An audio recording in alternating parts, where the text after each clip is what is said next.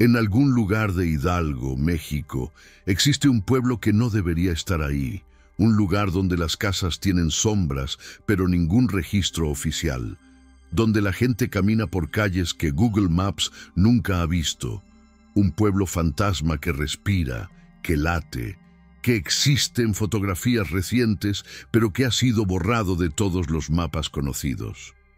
Su nombre es San Miguel de las Cenizas, y esta es la historia de cómo un lugar entero puede desaparecer sin moverse un solo centímetro.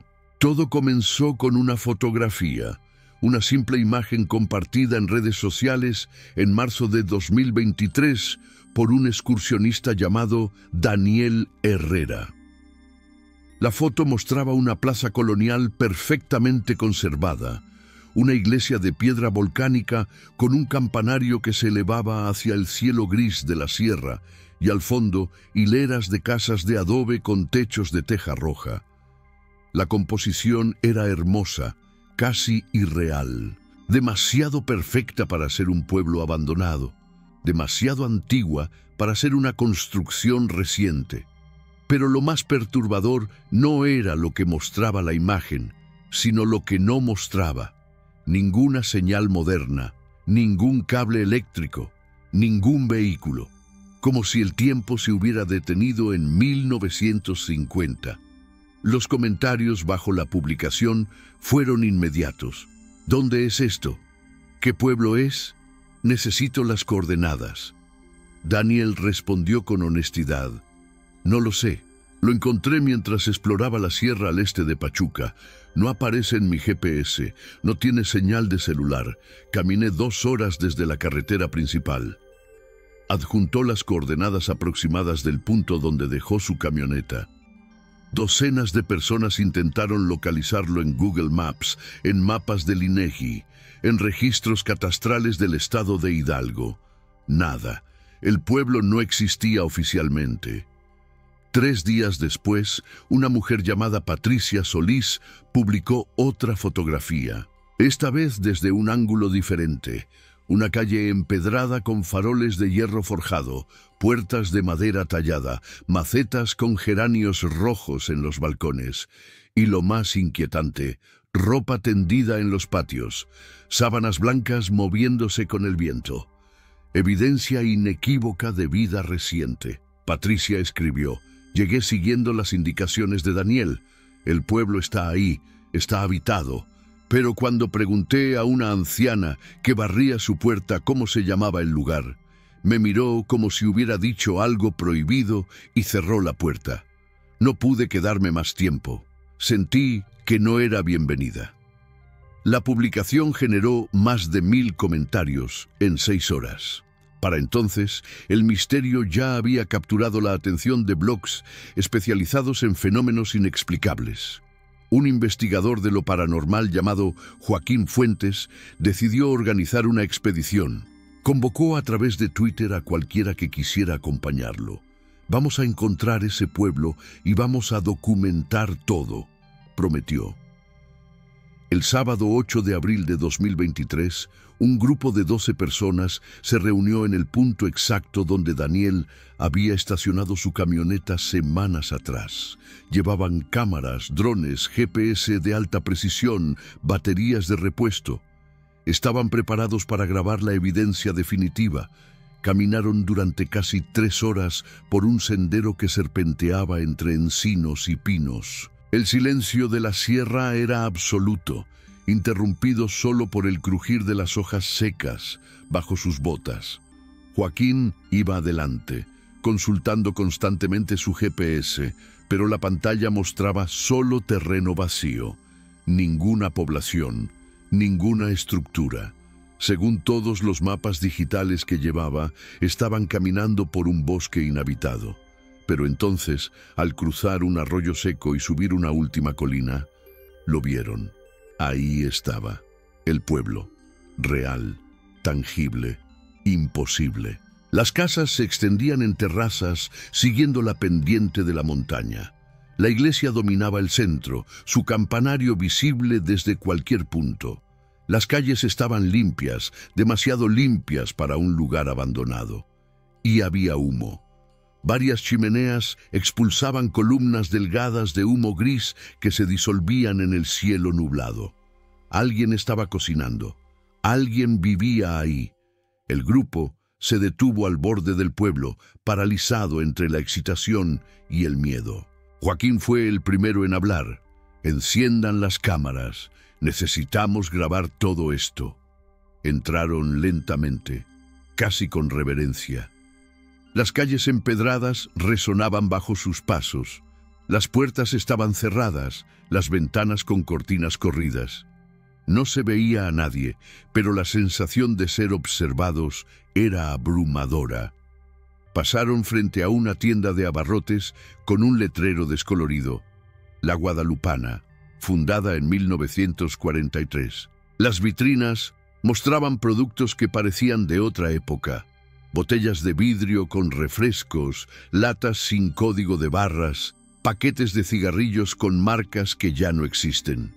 Todo cubierto por una fina capa de polvo, como si el tiempo dentro de ese lugar se moviera más lento que afuera. Llegaron a la plaza central. Una fuente de cantera ocupaba el medio, con agua cristalina que brotaba de la boca de un león de piedra. Los árboles alrededor estaban perfectamente podados. Las bancas de hierro recién pintadas de verde, pero no había nadie, ni un alma, ni un sonido humano. Solo el murmullo del agua y el susurro del viento entre las hojas. Uno de los integrantes del grupo, un joven llamado Marco, se acercó a la puerta de la iglesia. Estaba entreabierta. Empujó suavemente y el chirrido de los goznes resonó como un grito en el silencio. El interior olía a incienso y humedad. Los bancos de madera estaban alineados perfectamente.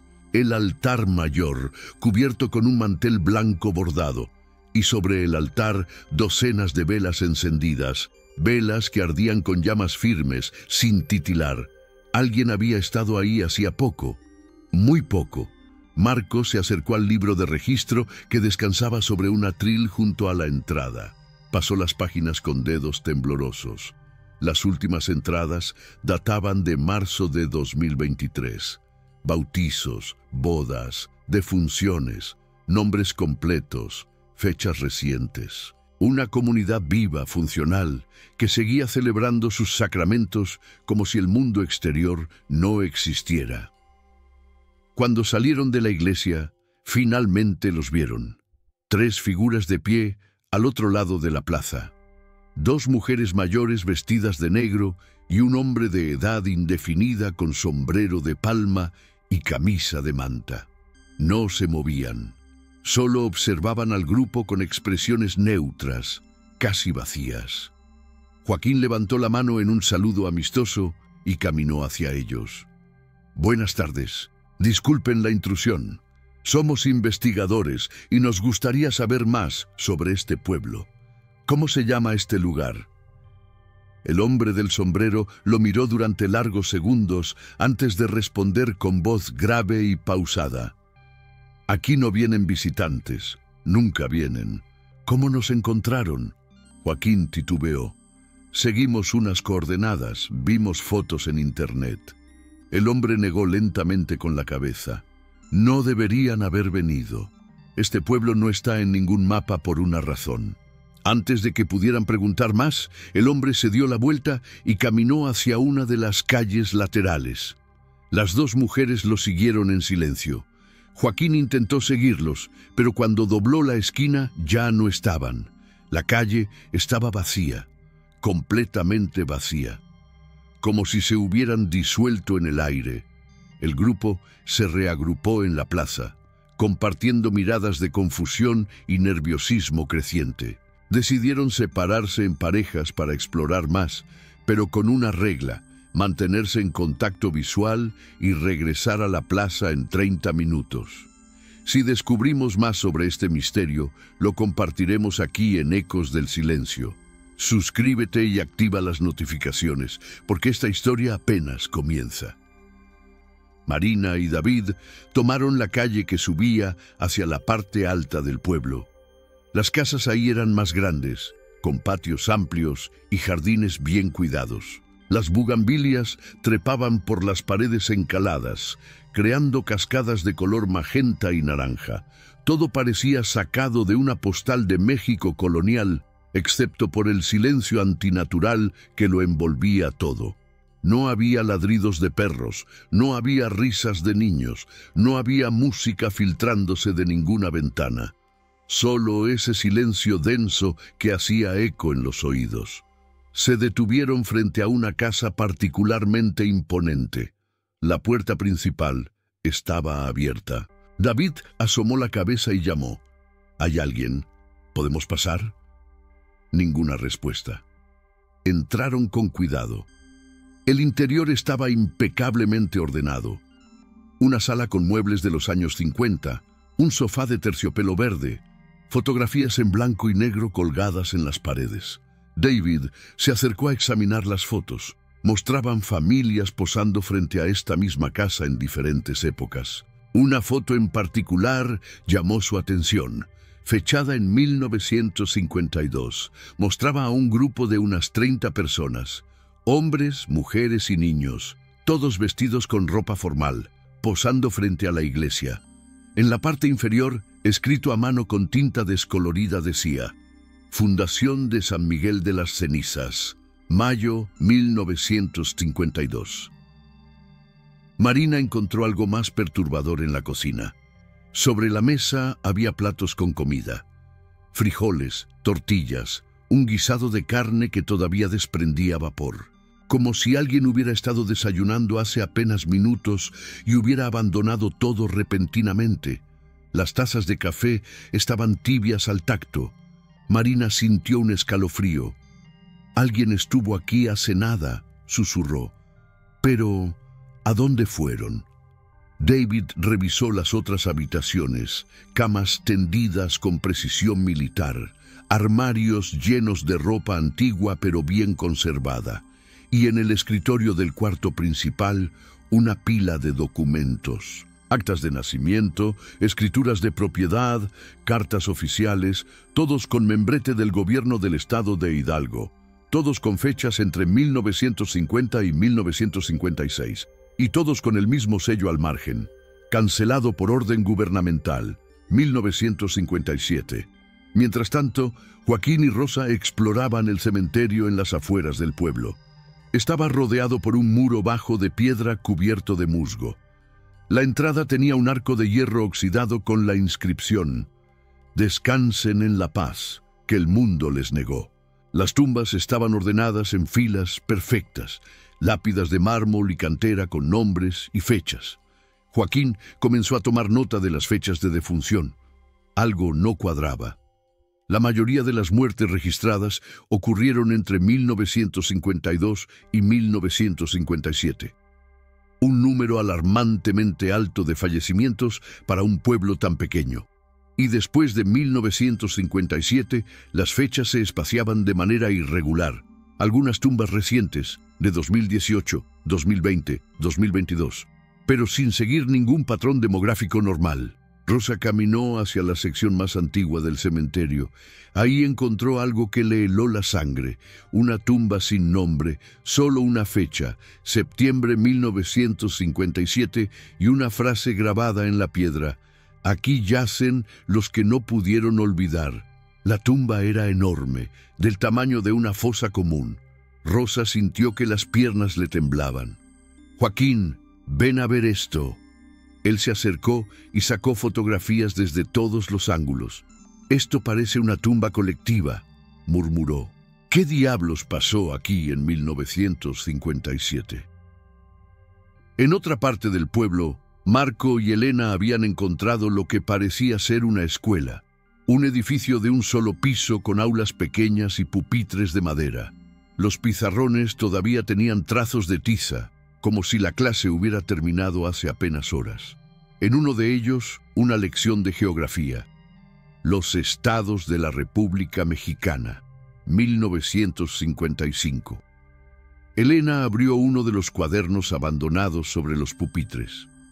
La caligrafía infantil llenaba las páginas con ejercicios de matemáticas y dictados. La última entrada estaba fechada el 12 de septiembre de 1957. El dictado decía: «Hoy nos dijeron que debemos irnos, que este pueblo ya no puede existir. Mamá está llorando. Papá dice que nos llevarán a otro lugar. No quiero irme, este es mi hogar». Marco sintió un nudo en la garganta. Pasó más páginas. Todos los cuadernos terminaban en la misma fecha. Septiembre de 1957. Como si ese día hubiera sido el último día de clase, el último día de normalidad.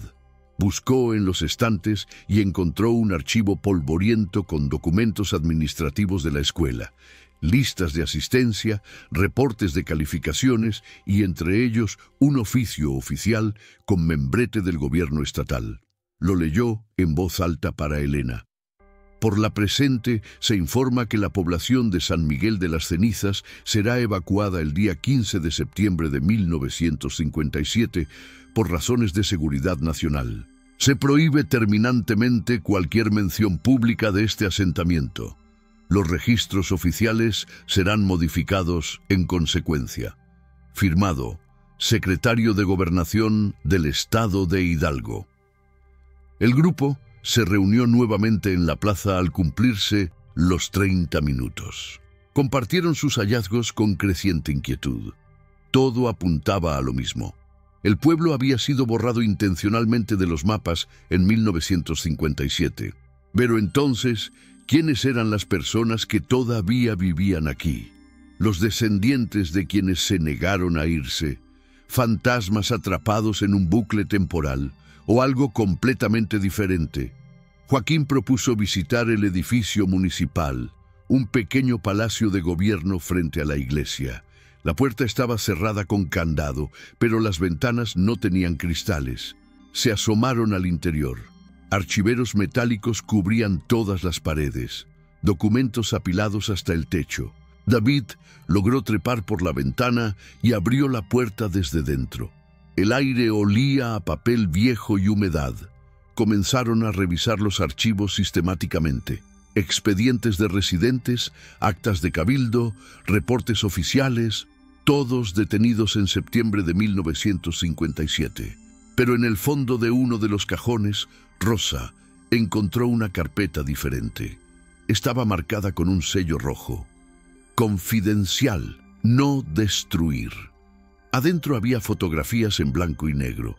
Mostraban camiones militares entrando al pueblo, soldados escoltando a familias que cargaban maletas y bultos, niños llorando, ancianos siendo ayudados a subir a los vehículos, y en la última foto, el pueblo completamente vacío, las calles desiertas, las puertas abiertas, como una escena post-apocalíptica. Al reverso de la foto, una nota manuscrita: Operación Silencio completada. 437 habitantes reubicados. Pueblo clausurado por contaminación radiactiva de mina uranio. Prohibida entrada indefinida. El silencio en el cuarto fue absoluto. Marco fue el primero en hablar. Contaminación radiactiva. ¿Hay una mina de uranio aquí? Joaquín hojeó más documentos. Encontró mapas geológicos de la zona. Efectivamente, en las montañas circundantes había señalamientos de depósitos de uranio descubiertos en 1955. El gobierno había iniciado exploraciones mineras experimentales, pero algo había salido terriblemente mal. Los documentos mencionaban niveles peligrosos de radiación, enfermedades extrañas en la población, órdenes de evacuación inmediata. Elena sintió un pánico creciente. Estamos en una zona contaminada radioactivamente. ¿Deberíamos irnos ya? Pero David señaló algo crucial. Estos documentos son de 1957. Han pasado más de 60 años y sin embargo hay gente viviendo aquí. Vimos ropa tendida, comida caliente, tumbas recientes. Algo no cuadra. Joaquín asintió lentamente procesando la información. A menos que la gente que vive aquí nunca se fue. ¿O regresaron después, contra todas las órdenes oficiales? Decidieron buscar a los habitantes. Necesitaban respuestas. Salieron del edificio municipal y caminaron por las calles llamando en voz alta. «Hola, necesitamos hablar con alguien. No queremos hacer daño, solo entender». Sus voces resonaban entre las paredes de adobe, pero nadie respondía. Las puertas permanecían cerradas, las ventanas con cortinas inmóviles, y entonces, desde el campanario de la iglesia, comenzó a sonar una campana. No era un repique festivo ni un toque de difuntos. Era un sonido constante, monótono, casi hipnótico. Una advertencia. El tañido de la campana se detuvo abruptamente después de exactamente 12 golpes. El silencio que siguió fue aún más opresivo que antes. Joaquín miró su reloj. Marcaba las 3:47 de la tarde. No eran las 3 en punto. No había razón litúrgica para ese repique. Era un mensaje. Alguien en el campanario los había visto y estaba comunicando algo. ¿Pero qué? ¿Bienvenida? ¿Advertencia? ¿Llamada a otros habitantes ocultos?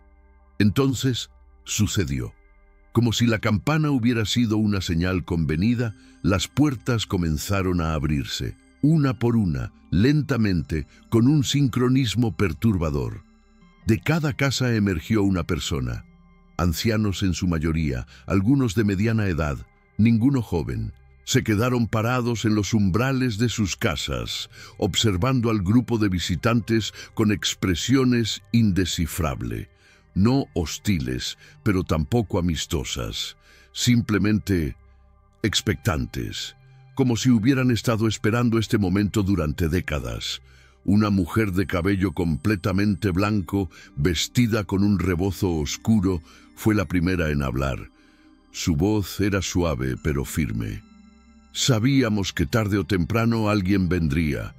Las fotografías en internet, no pudimos evitarlas. Los jóvenes ya no entienden la importancia del secreto. Caminó lentamente hacia el centro de la plaza, apoyándose en un bastón de madera tallada. Los demás habitantes la siguieron, formando un semicírculo alrededor del grupo de investigadores. Joaquín calculó rápidamente. Había unas 25 personas, todas mayores de 60 años. «Mi nombre es Guadalupe Ramírez», continuó la mujer. «Nací en este pueblo en 1943. Tengo 80 años. Y sí, este lugar fue borrado de todos los mapas en 1957. Pero nunca dejó de existir, porque nosotros nunca nos fuimos del todo». Hizo una pausa, como ordenando sus pensamientos o decidiendo cuánto revelar. Nos dijeron que el uranio nos estaba matando, que el agua estaba contaminada, que el aire era tóxico, que nuestros hijos nacerían con deformidades. Trajeron camiones militares y nos obligaron a subir. Cerraron las carreteras, bloquearon los senderos, borraron San Miguel de las Cenizas de todos los documentos oficiales. Como si nunca hubiéramos existido. Un hombre mayor de pie junto a ella agregó: «Nos llevaron a un campo de refugiados temporal en Pachuca. Nos prometieron nuevas casas, nuevas tierras, compensaciones, mentiras. Nos dispersaron por todo el estado. Familias separadas, comunidades destruidas. Nos dieron apenas lo suficiente para sobrevivir y nos advirtieron que si hablábamos del pueblo, si intentábamos regresar, habría consecuencias graves». Su voz se quebró ligeramente. Muchos obedecieron. Se mudaron a las ciudades, cambiaron sus nombres, olvidaron. Pero otros no pudimos olvidar. Guadalupe retomó la palabra. En 1962, 5 años después de la evacuación, un grupo de 12 familias regresamos. Caminamos durante días por rutas que el ejército no vigilaba. Encontramos el pueblo exactamente como lo habíamos dejado. Las puertas abiertas, los objetos personales abandonados, nuestras vidas congeladas en el tiempo. Y descubrimos algo. No había radiación. O al menos, no la radiación que nos habían dicho. Trajimos contadores Geiger que compramos de contrabando. Los niveles eran normales. Nos habían mentido. Marco interrumpió, incapaz de contenerse. ¿Por qué? ¿Por qué mentir sobre algo así? Un murmullo recorrió el grupo de habitantes. Guadalupe suspiró profundamente. Porque había algo más valioso que el uranio en estas montañas. Algo que el gobierno quería explotar sin testigos, sin comunidades que pudieran reclamar derechos. El uranio era real, pero exagerado. La verdadera razón era otra. Señaló hacia las montañas del este. Ahí arriba, a 3 kilómetros, hay cuevas. Cuevas que nuestros abuelos nos prohibieron explorar. Decían que eran sagradas, que pertenecían a los antiguos. Pero el gobierno envió geólogos en 1956. Encontraron algo. Nunca supimos exactamente qué, pero fue suficiente para querer borrar toda evidencia de asentamientos humanos en la zona. Rosa sacó su libreta, tomando notas frenéticamente.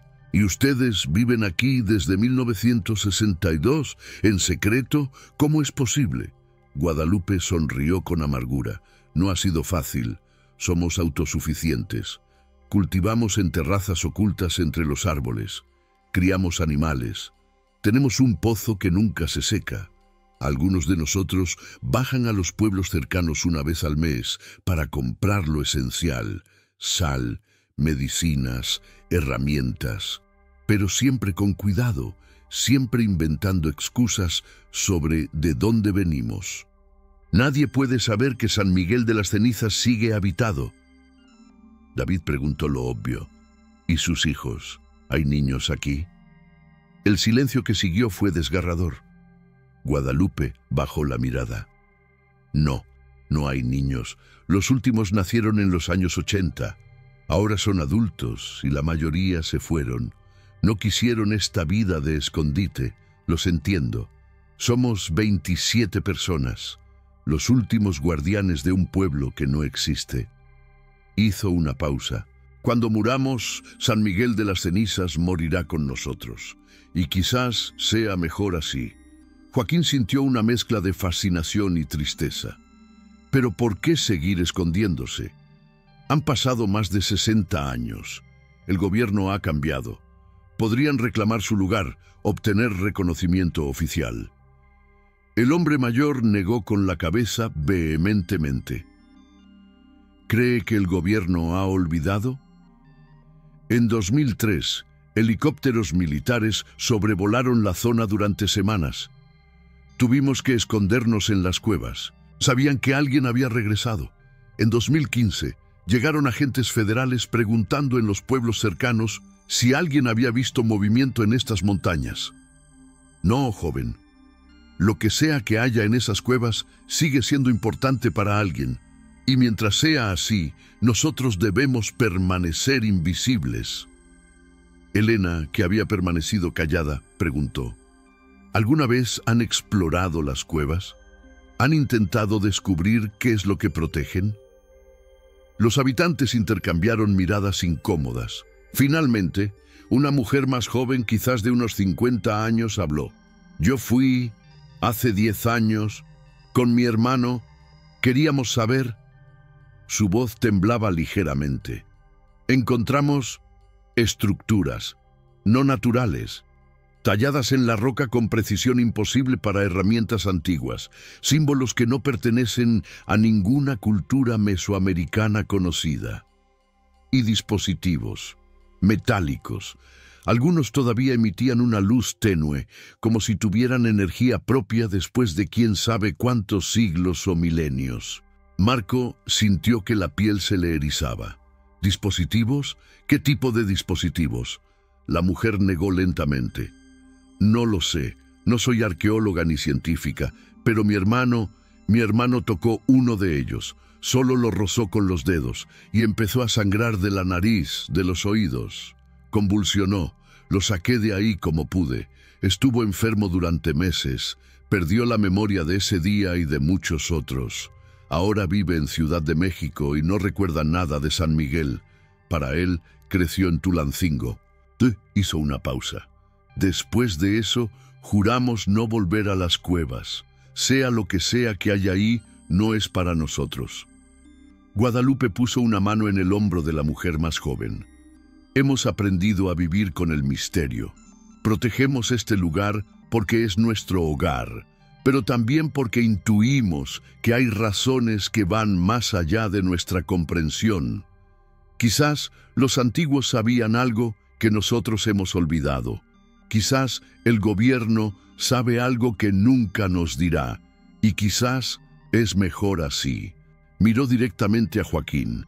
Ustedes han visto nuestro pueblo, han escuchado nuestra historia, ahora deben decidir qué hacer con ella.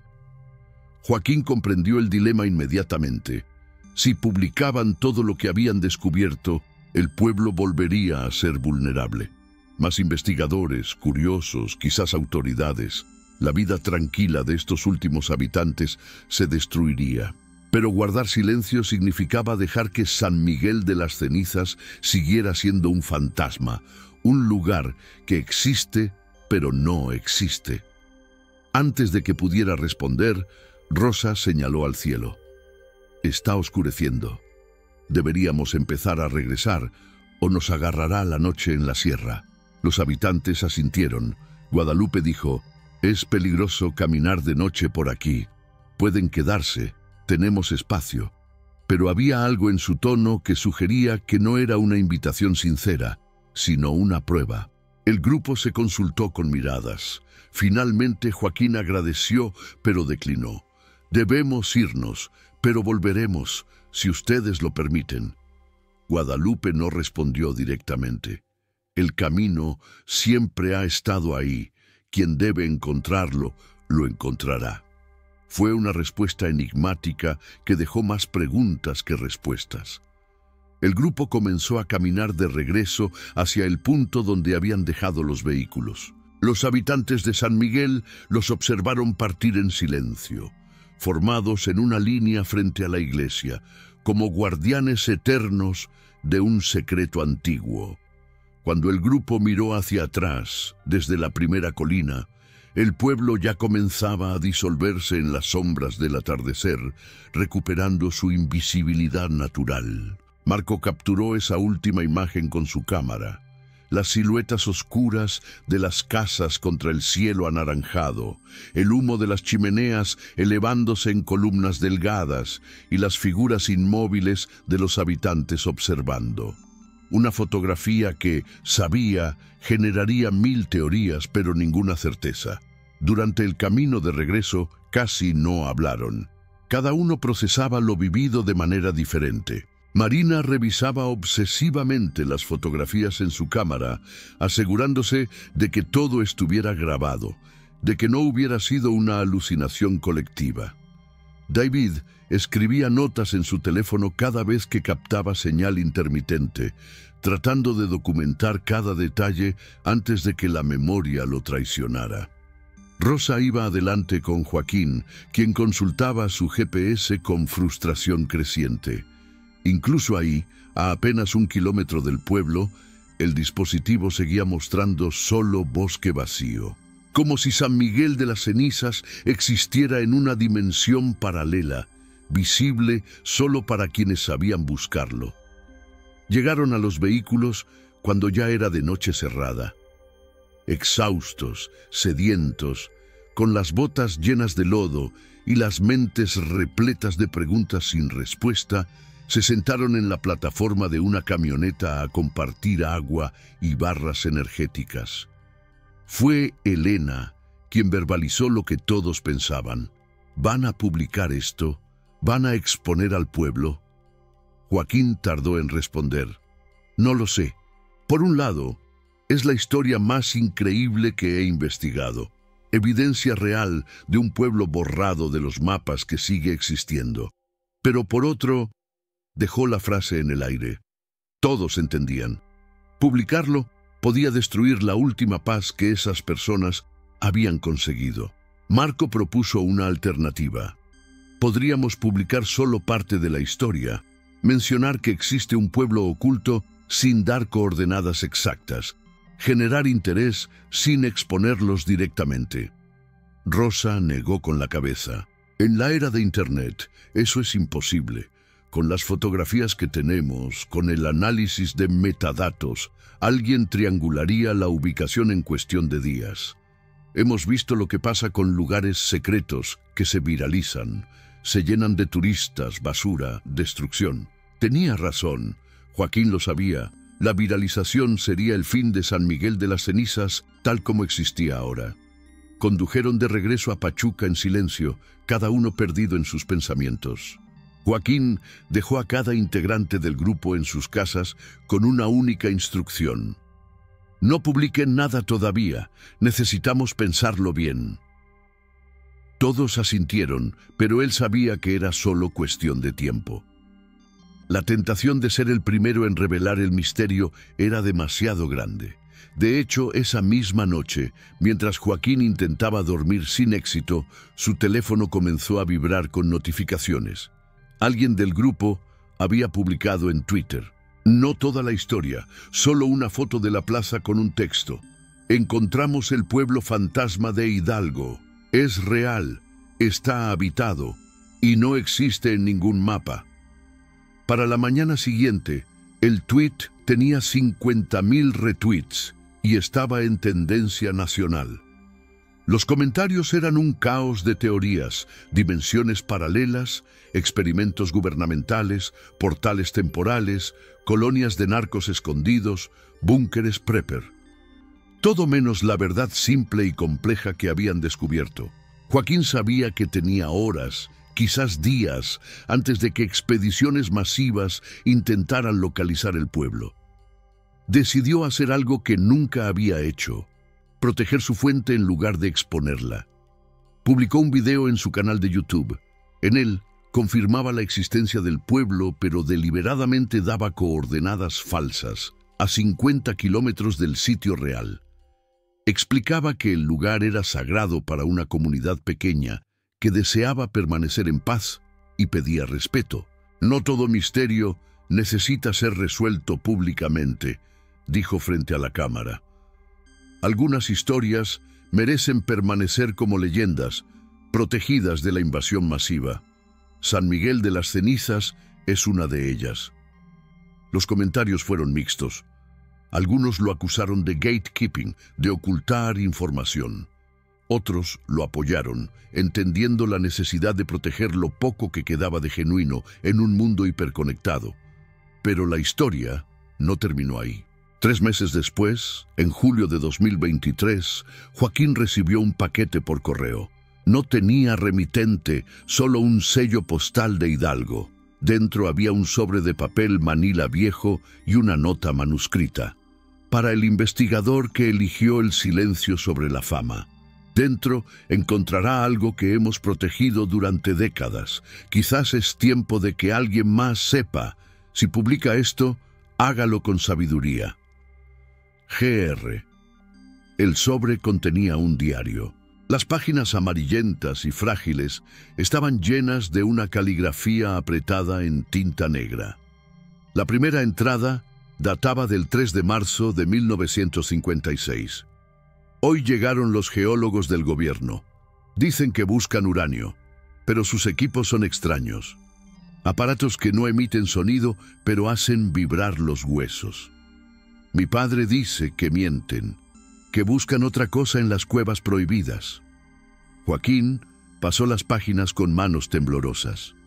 El diario pertenecía a un adolescente llamado Roberto Ramírez. Documentaba mes a mes la llegada de más científicos, las excavaciones secretas, las reuniones nocturnas de los habitantes preocupados. La entrada del 15 de agosto de 1956 decía: anoche, mi primo Javier y yo nos escabullimos hasta las cuevas.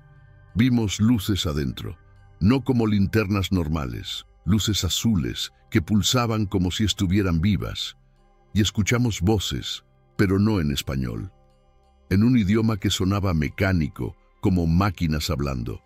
Cuando los guardias casi nos descubren, corrimos. Javier está asustado. Dice que vio a uno de los científicos tocando una pared y la pared se iluminó con símbolos.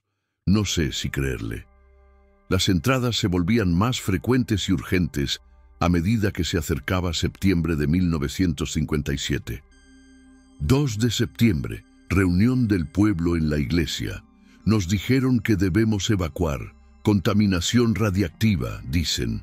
Pero don Manuel, que trabajó en las minas de plata, dice que los síntomas que describen no coinciden con radiación. Dice que es otra cosa. 10 de septiembre. Empacamos nuestras vidas. Mamá llora. Los camiones llegan mañana. Algunos vecinos dicen que no se irán, que se esconderán en las montañas. 14 de septiembre. Último día en San Miguel. Desde mi ventana veo soldados cerrando la entrada de las cuevas con concreto. ¿Por qué? Si es solo radiación, ¿por qué sellar las cuevas? Y luego la entrada final, escrita con letra temblorosa. 15 de septiembre de 1957, 6:00 AM, nos vamos. Pero he decidido algo. Regresaré. Cuando sea adulto, cuando tenga respuestas, regresaré. Y le diré al mundo la verdad sobre San Miguel de las Cenizas, sobre lo que realmente hay en esas cuevas, sobre por qué nos obligaron a desaparecer.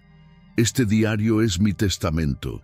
Si alguien lo encuentra algún día, que sepa, no fue radiación, fue miedo.